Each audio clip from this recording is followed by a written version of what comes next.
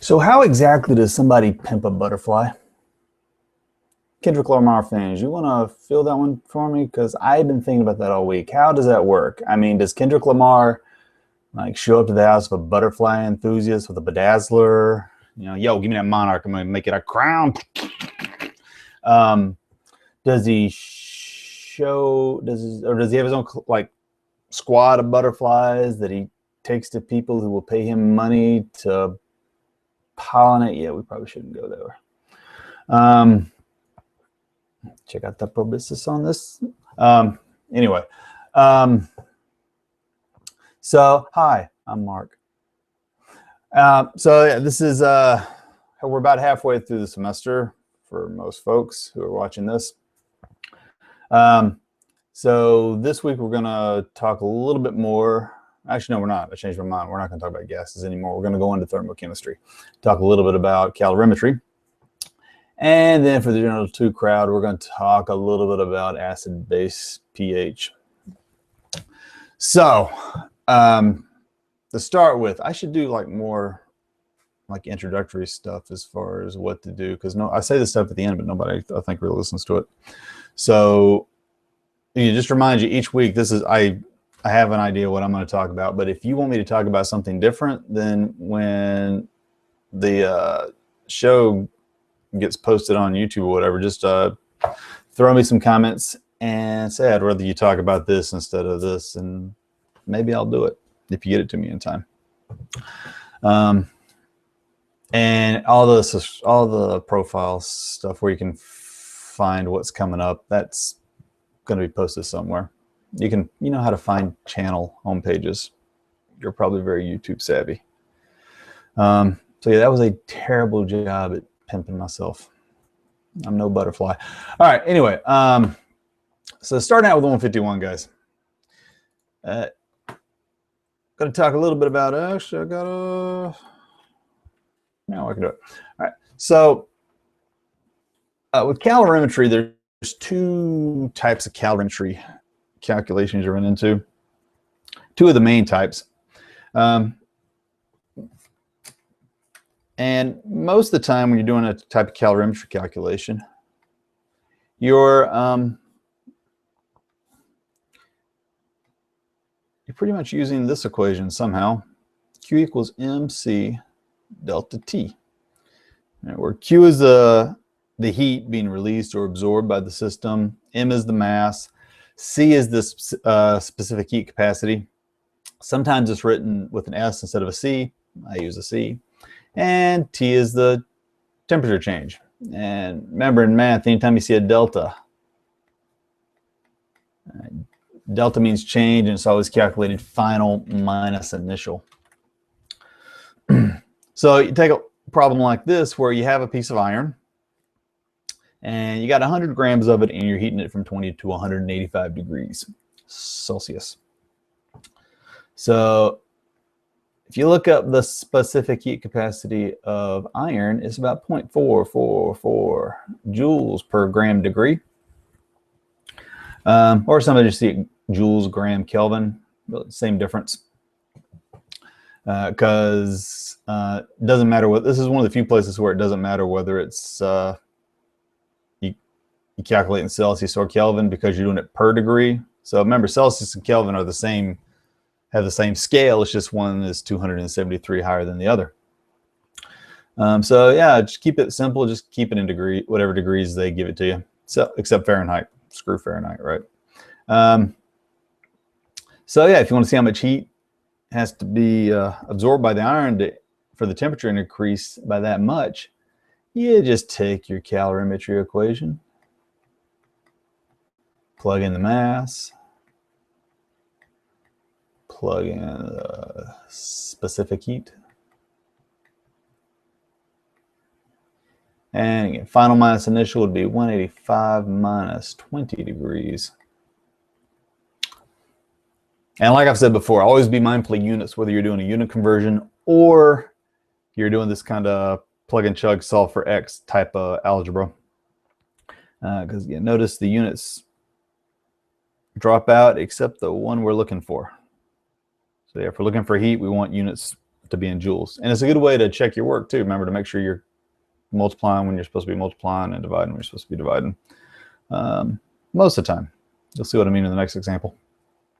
So you just plug it in and you get 7,330 joules. So pretty straightforward. Now let's look at this example. Let's say you have 100 grams of water and you want to increase this temperature from 20 to 185. So you look and think, well, that's the same problem as the one we just did. So you just take 100 grams. Oops. Oh, there it is. You look up water specific heat. Get rid of that. If you look up water specific heat, it's 4.184 joules per gram degree. And again, it would be 185 minus 20. And final minus initial. And the final minus initial thing is important because that dictates the sign. And remember, sign of Q lets you know whether it's endothermic or exothermic. So you plug it in and you get 69,040 joules. But it turns out that answer is wrong. And you think, why? It's the same problem. What's the difference? The difference is that for the previous problem, you're just taking a piece of iron and getting hotter. Here, you're going through 100 degrees, which is water's boiling point.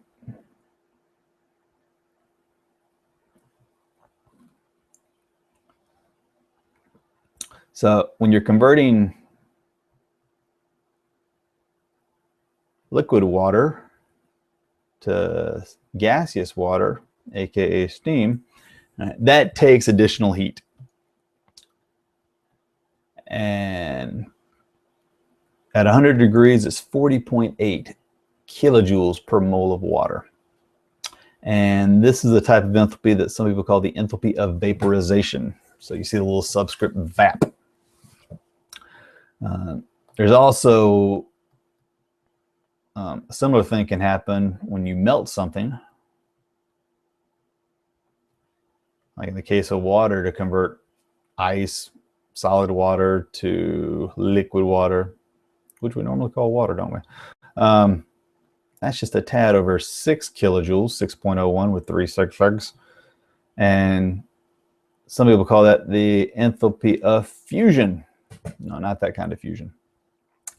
So yeah, whenever you're going through a phase change, 100 degrees if in the case of water, or 0 degrees if you're going to melt it or freeze it going the other way. Whenever you're going through a phase change, you have to factor in the energy needed to convert it from one phase to another. One little side note, the enthalpy of vaporization here, I use 40.8.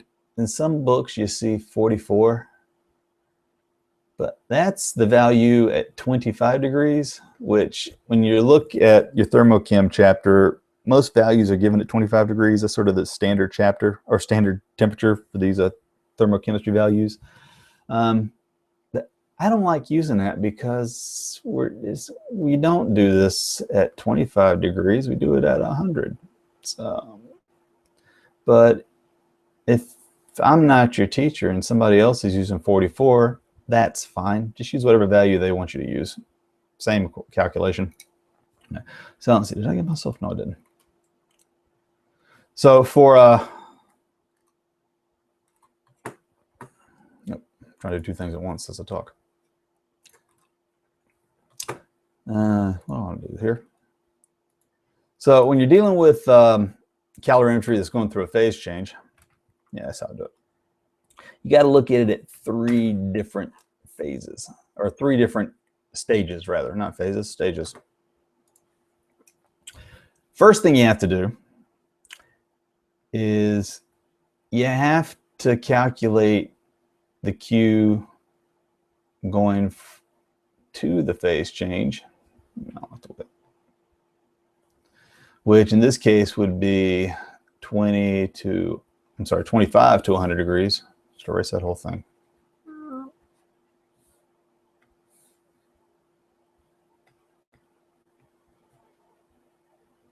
Or did I say 20? Was it 20? Yeah, it was 20. Never mind. I blanked there for a minute. So you want to calculate how much heat it takes to get you to the phase change. And that would just be a straightforward calorimetry calculation. You're just not going through the whole temperature range. You're only going up to 100 degrees. There's a reason you can't do the full temperature range, and you'll see that when we get to the last bit. So yeah, it's pretty much the same calculation we tried to do a minute ago, but the delta T is going to be different. It's just going to be 100 minus 20.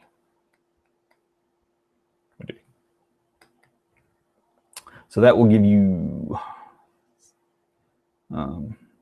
where's it at? 33,400 joules. All right. Next, you want to see how much heat is required to cause the phase change.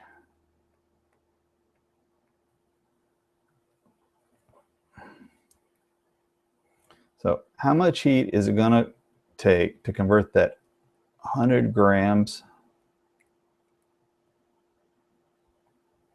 of liquid water, pardon me, pen issues. If you watch the previous 8 episodes, you see I am getting better with this thing. A little bit. All right, here we go. And as we said, the enthalpy change for this is our enthalpy of vaporization, which is 40.8 kilojoules. So if you notice, we're trying to see how much heat it's required to convert this much of this given thing to something else. But that's, again, that's stoichiometry. It's just a stoichiometry calculation. So again, first thing we're going to have to do is convert 100 grams of water to moles of water. By now, converting between grams and moles should be kind of old hat, right? Just use molar mass. I think I talked about the whole hat thing before. I only use the phrase old hat when I'm doing these videos. Anyway, next you want to convert moles to kilojoules. So you just look at the thermochemical equation we have here. Right. Or if you just use your enthalpy of vaporization, which is sometimes when you're not given the full thermochemical equation, sometimes you're told that it's that many kilojoules per mole. Because it is that many kilojoules per 1 mole of water. And that'll give you 226 kilojoules.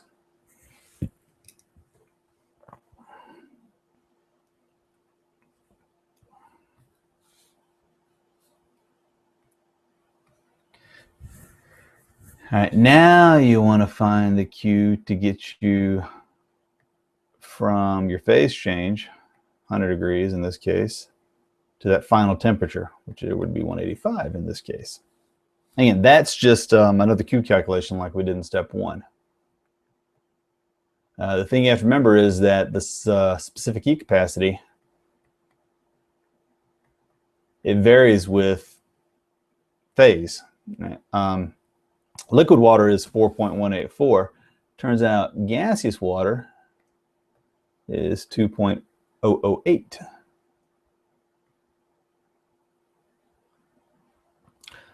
So again, that's gaseous water.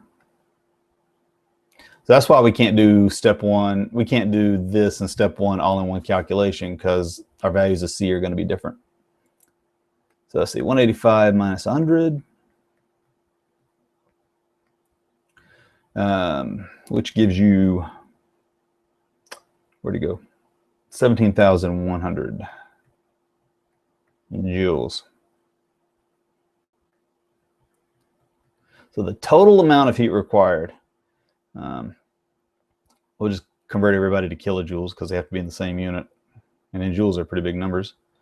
But total amount of heat required is 33.4 kilojoules to get us to the phase change, 226 kilojoules to get us through the phase change, and another 17.1 kilojoules to get us to that final temperature. So it's actually a grand total of about 277 kilojoules. So yeah, we're way off from where we were in this first calculation. You can see the main reason why is because of the energy required to cause that phase change. I mean, just the energy required to cause the phase change, notice it's what, 4 times, almost 3 or 4 times higher than our original answer. So yeah, not factoring in the phase change causes you to be way off.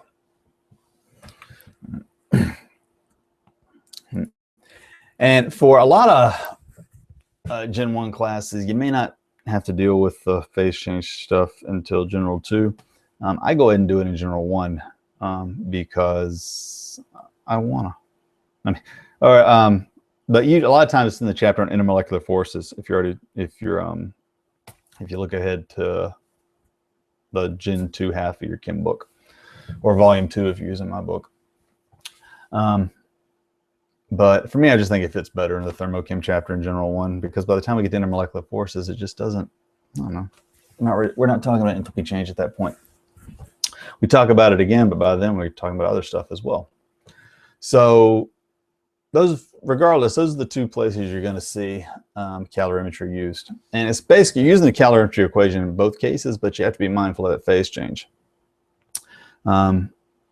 So, you know, if it's just some hunk of metal and you're not taking it up to thousands of degrees, you're probably not melting the stuff if it's normal temperatures. For most metals, you got things like gallium that'll melt in the palm of your hand, but not with that. Usually in most classes, what they'll do is they'll just stick with water because it's really easy to, that's what I do most time anyway. It's a lot easier to, most people are more familiar with water, so, you know, you see it go through 0, you know, negative to some positive number. Like, oh yeah, it's going through the melting point. Or something to 100. Oh, you're going through the boiling point. So, but regardless of what substance you're looking for, you know, make sure that the substance isn't going through a phase change. You're not melting it or boiling it. If you're not, then it's just a one-shot equation. You just use your little Q equation and plug everything in. If it's not, then you have to take it through those same 3 steps. You know, whether you're boiling it or melting it or going the other way around. You know, freezing or condensing. Now, again, the first step is you got to get to the phase change. Then you use some stoichiometry to figure out how much it takes to get through the phase change. And then another calorimetry equation to get you to that final temperature. But it is the same 3 steps every time, so with a little bit of practice, you can kind of spot it, especially when you're dealing with water. Again, just watch out for that 0, 100 mark. So moving on to General 2, we're deep into what I call the ice part of the semester. Actually, I don't really call it that. I just called it that just now. I don't know why I said that. But we're into equilibrium. And there's a lot of ice table stuff, which is covered in the previous chapter on equilibrium.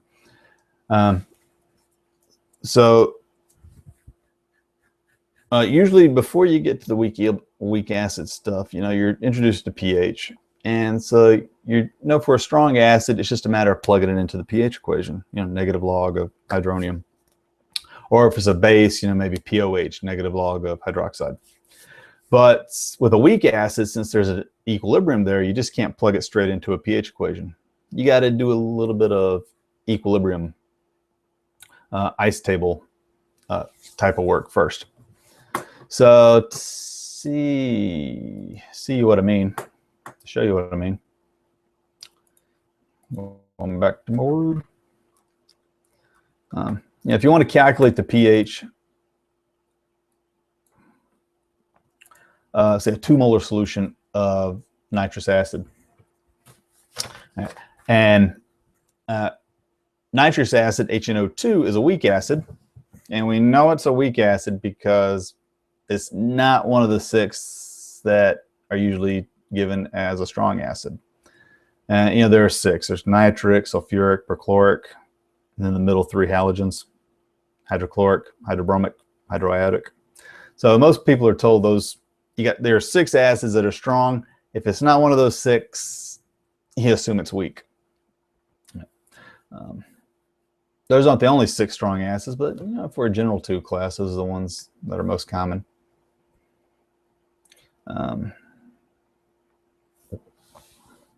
So somewhere in your book, you have a table of dissociation constants. And for nitrous acid, it has a dissociation constant of 4.5 times 10 to the negative 4. Yeah.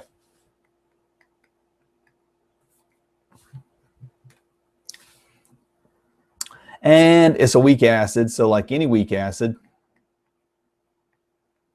we assume it follows the Bronsted-Lowry acid-base behavior, or acid behavior in this case, where the acid reacts with water.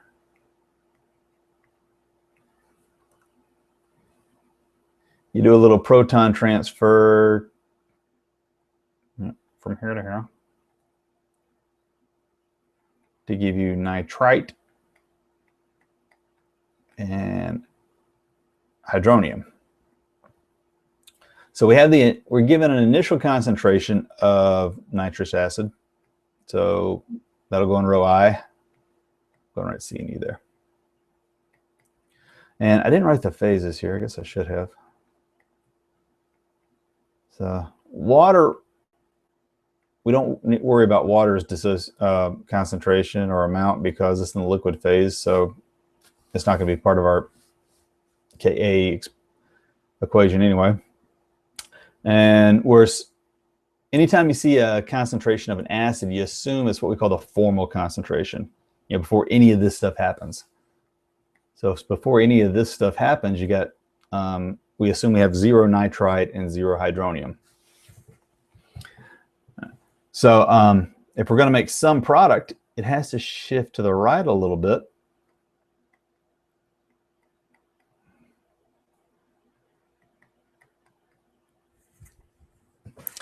So you lose X amount of HNO2, X amount of both products. So at equilibrium, it would be 2 minus X, X, and X for your 2 products. So again, this part here is just from the equilibrium chapter before.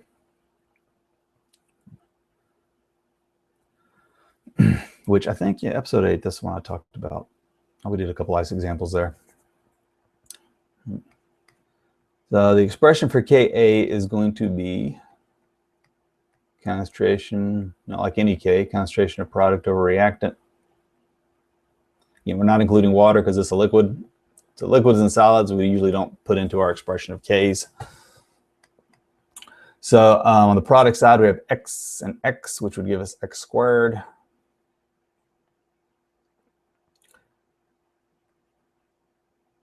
And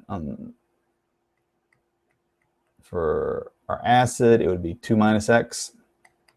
And we know what the value of K is. So it's just basically solve for X. And like we mentioned in the equilibrium chapter, a lot of times when you're doing approximations, or a lot of times when you're doing calculations that look like they're going to give you something pretty complicated, like quadratic or worse in some cases, you can do this thing called approximation. So we're going to assume that 2 minus X is about 2. Seems to be a pretty good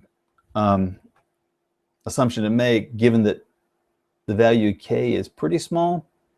Remember, when the K is smaller than 1, that means it's very reactant favored. So even though it is shifting to the right, it doesn't look like it's shifting a lot because our ratio to product to reactant is pretty small. We still got a lot more reactant than we do product when this thing finally reaches equilibrium.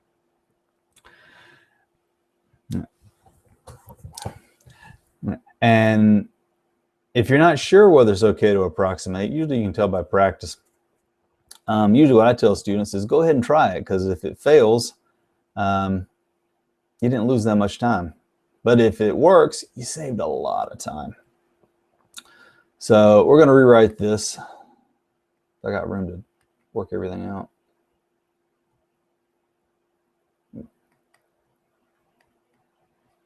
With our approximation.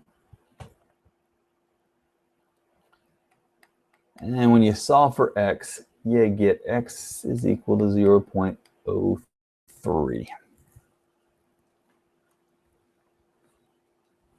So looking back at our ice table, x is our hydronium concentration. And to calculate the pH, pH is the negative log of our hydronium concentration.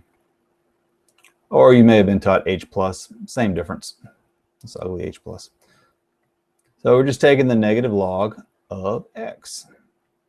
And when you do that, you get 1.5 as your pH.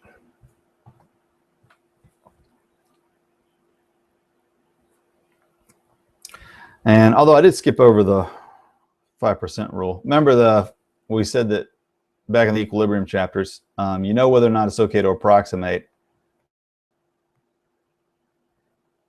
if x is smaller than 5% of whatever the thing you're approximating, which in this, for us, is going to be the initial concentration. But if you find 5%, did I even do that? Yeah. You take 5% of 0.1. I did it right. Erase. Don't want to erase. Oh well. I'll just mark over it.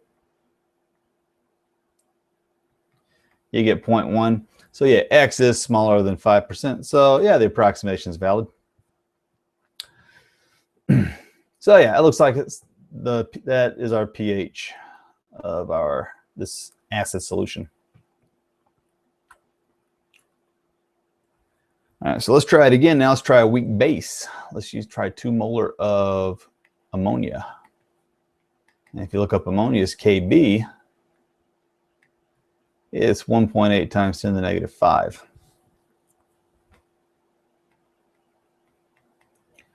All right, so again, we're assuming ammonia is following Bronsted-Lowry behavior, which for a base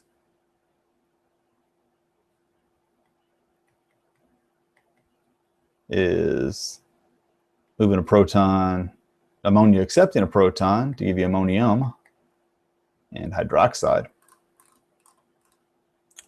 I didn't put the equilibrium error there. Oh yeah, I did. I was thinking, did I put the equilibrium error there? Not that it matters. Equilibrium arrow. All right. So again, we set up our ice table. Yeah, the initial concentration is whatever's given. Water's a liquid, because it's really hard to do solutions with ice or steam. So we'll assume it's a liquid. And again, if this is our formal concentration, before any of this stuff happens, we're assuming we don't have any of these products. So again, we assume a shift to the right, so we lose X amount of ammonia, gain X amount of product. And remember from the previous chapter, the reason it's just X is because all of our coefficients are 1. Everybody's 1 to 1 here, so it's just plus X or minus X. So at equilibrium, it's 2 minus X for our base, X and X for our 2 products. Let's see, I'm trying to get myself more room here. So again, looking at our dissociation constant, our expression for K.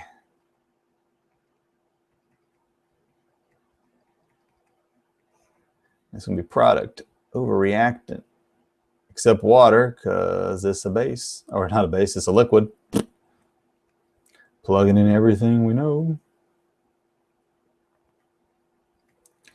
I know X, both products are X and X, so that's X squared.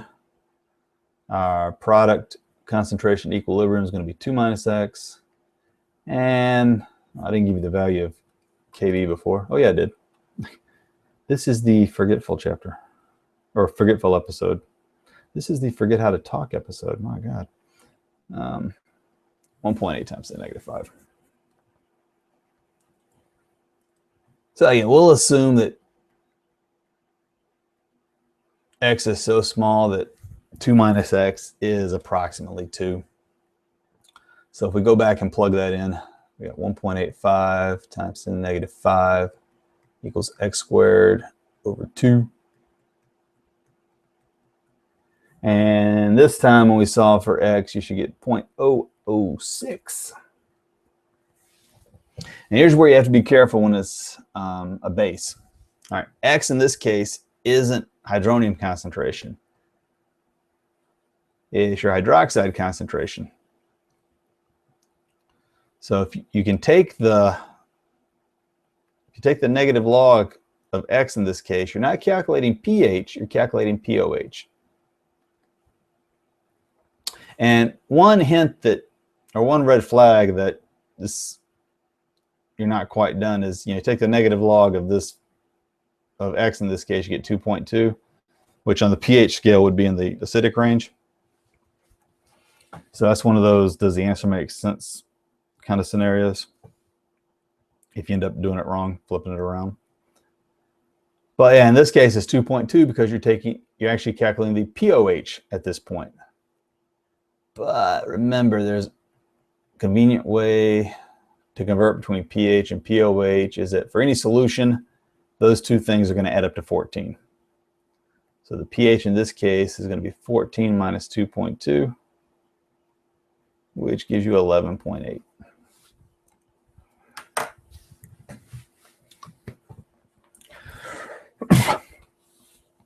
All right. Now, a couple things about these types of calculations. First off, like we said, it's basically the ice table stuff that we talked about in the previous chapter.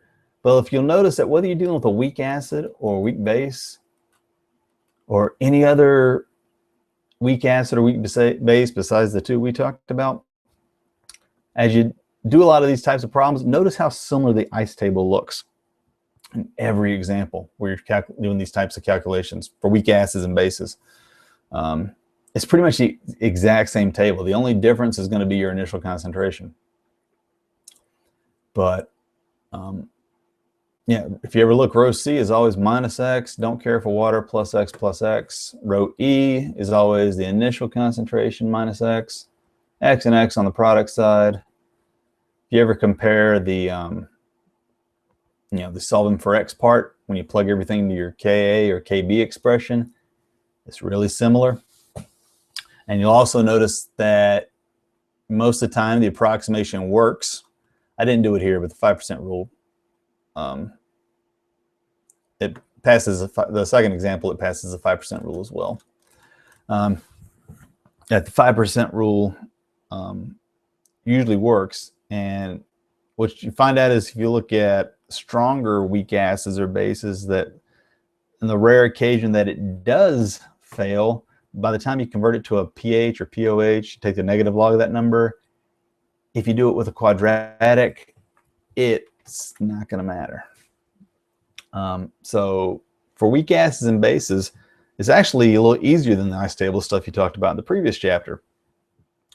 Because again, row C is always minus X plus X plus X. Pretty much the same calculation, different concentration.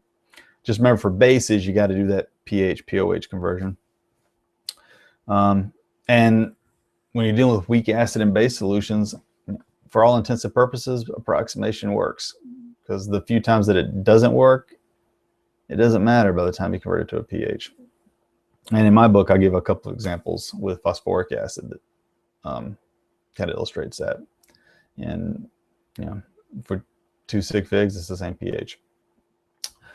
All right. Another thing that people sometimes wonder, going back to the fact that I made hydronium 0 initially and hydroxide 0 initially. Going back to pH, we say that there's always some hydroxide and hydronium present. But remember, when it's pure water, it's pH of 7. The hydronium concentration is 10 to the negative 7. So unless you're doing calculations that go out to the 6th or 7th decimal place, and in Gen Chem, you're usually not doing that accurate or calculations. Most instruments you're going to deal with aren't accurate out to the 7th or 8th decimal place. So again, for all intents and purposes, we can safely ignore any hydronium or hydroxide for autoionization. It just isn't going to put a dent in your pH calculation, at least not at the concentrations we deal with. Right. So that is it for this week's show. Next week, I'm going to talk a little bit more about thermochem for the Gen 1 guys. Probably going to do some Hess's Law, enthalpy formation stuff. For the Gen 2 guys, probably some buffer stuff. But again, if you want me to talk about something else, just let me know in the comments or shoot me an email. You can find all my contact info at my Google profile or my YouTube profile. I'm also very easy to Google because a long time ago I decided I didn't want the very first thing to pop up to be Rate My Prof. I've heard it still is because I haven't Googled myself in a while, but below it is all of my other stuff. So I'm hoping one day I'll finally get rid of that stupid page.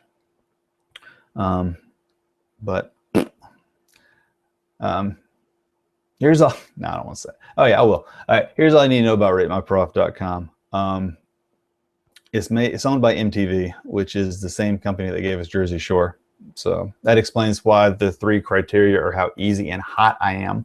And yeah, I'm a little jealous that after teaching 15 years, I never got a little chili pepper by review. I haven't checked in like 5 years. I don't look at that stuff anymore. It's too depressing. Because again, it's the only, last time I checked, I had like 12 people out of the 2,000 that I've taught, bother to give a review, and that doesn't seem right. Same thing started happening with my book though, so we'll see. Anyway, enough about that kind of rants, if anybody's sticking around this far.